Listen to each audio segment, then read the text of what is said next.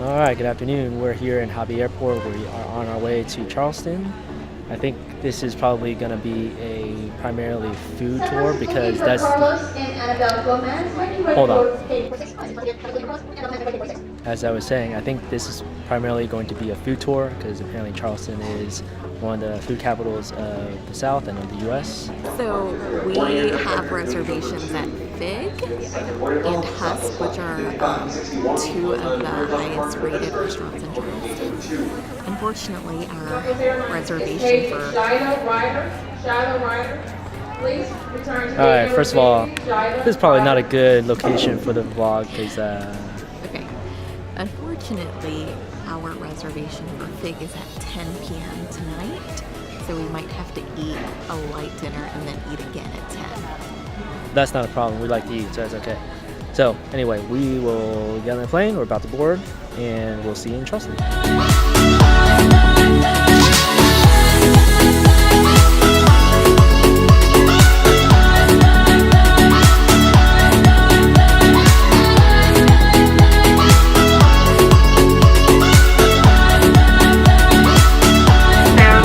This entire flight crew, we'd like to be the first to welcome you to Charleston.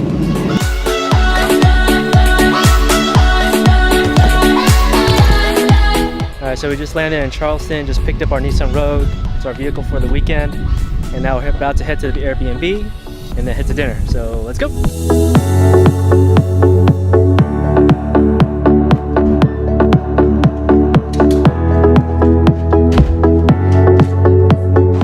We're here at Fig now. It's about 7:30. Our reservation's at 10. No luck on getting an earlier table, so we're just gonna walk around this area and see what else is around here.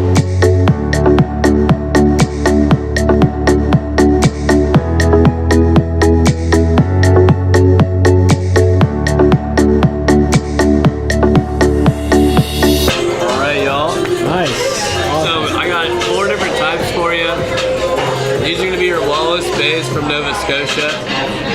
Then you're gonna have some Wiley Points from Maine, Churro Pearls from Massachusetts, and these guys are from Alaska. They're Glacier Points. All fully shucked. You can just dress them up, shoot them off the center. Okay, we just ate at 167 Raw as an appetizer to our meal at Fig. 9:54. Our reservation's at 10. So we gotta go. Melissa, what should we get at Fig? So Sarah and Russ recommended the ricotta gnocchi with lamb bolognese.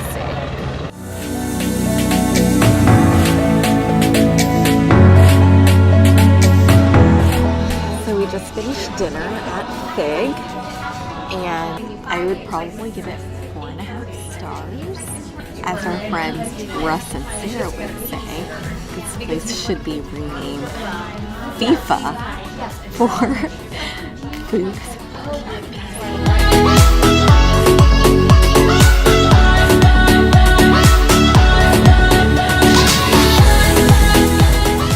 Alright, we got our biscuits from Callie's Hot Biscuit.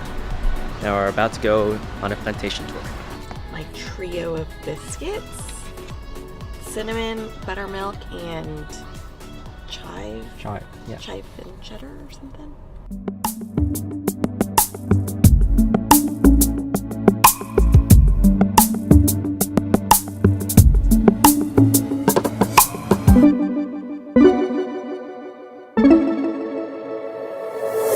Alright, so we're now here at Magnolia Plantation and Magnolia Gardens. It is one of the oldest gardens in the U.S.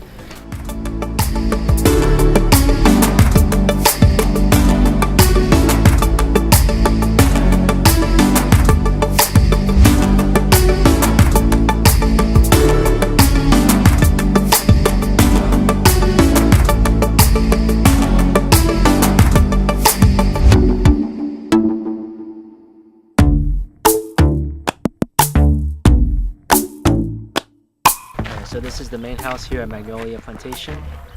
Alright, so we just took a tour of the gardens. Now we're gonna get on these trams to go on the Freedom of Slavery tour.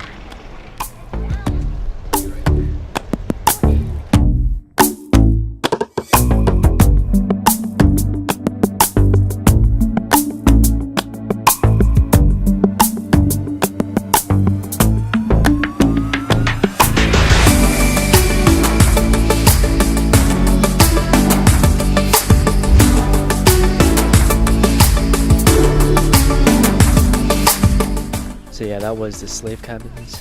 There are 4 here, the earliest one being preserved from the 1850s.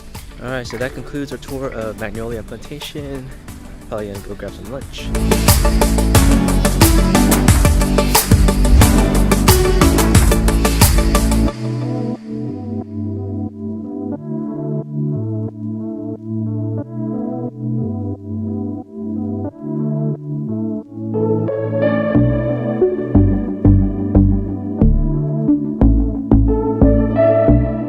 Alright, so we're here at Candlefish. This is their library behind us. They have, how many do you guys have? 100. 100 different, I guess, candles, variations, different fragrances. They make it all here in store, but we've been just literally smelling every one, trying to figure out which one we want. Alright, we got our 3 candles. Time to do some wood shopping. Alright guys, now we made it down to an area called Rainbow Row. It's a street with a bunch of houses that are painted all different colors. So we're gonna check it out and take some photos.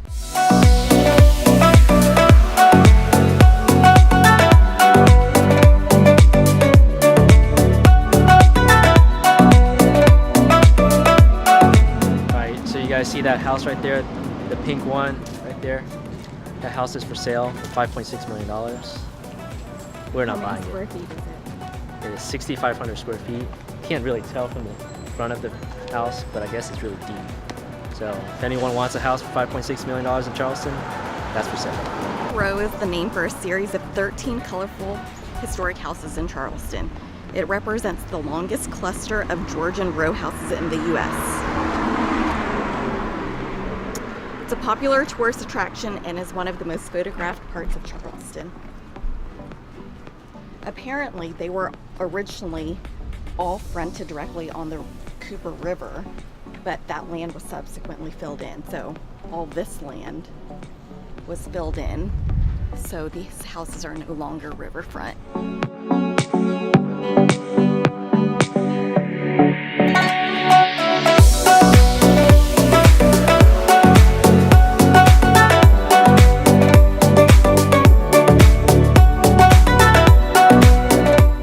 So we just had dinner at Snob, or slightly north of Broad. Not quite as good as Fig, but it's still pretty good. Fig is probably the better of the 2 restaurants. So we're taking an after dinner stroll along the waterfront. The waterfront park here in Charleston has a fountain that's shaped like a pineapple. Check it out.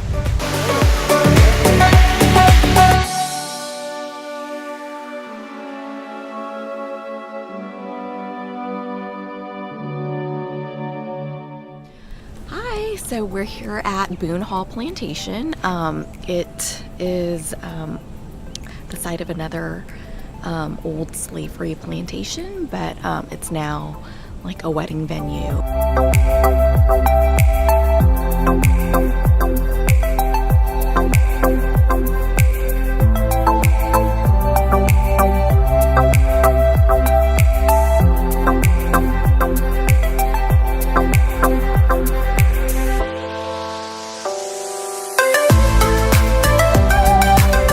This is the Boone Hall Plantation House. It was built in the 1930s. It was the 4th house on this site. We just went into the house for a tour. Unfortunately, no pictures or video inside the house.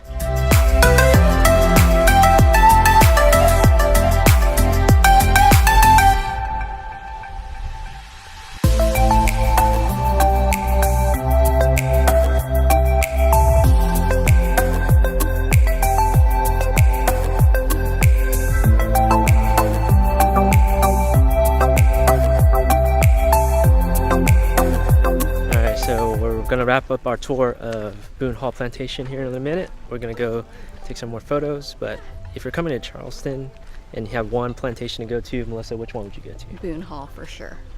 Why? It's prettier. The price is all inclusive. I felt like the tours or the talks were better. All right, so this is also a really iconic photo. This is the avenue in front of Boone Hall Plantation House. It's lined with these oak trees all along here, probably, I'd say a half-mile stretch, all lined with really tall oak trees. It makes really, really cool photos.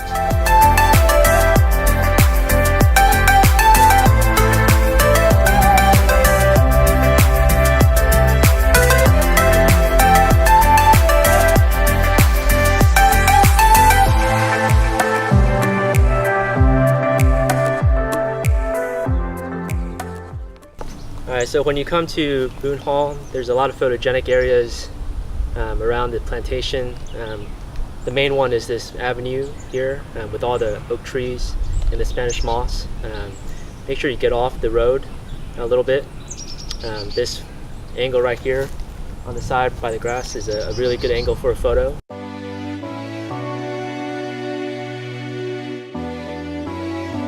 First dish at Husk, we have pig ear, lettuce wraps, and we have pimento cheese.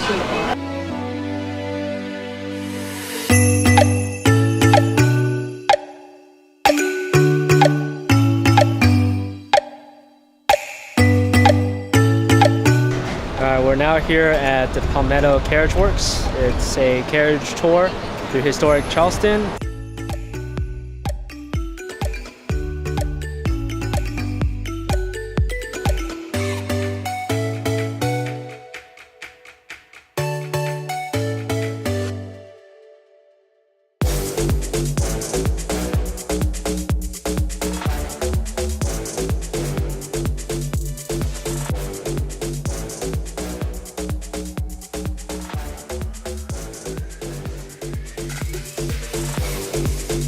Alright, so we just finished our tour with Palmetto Carriage Company.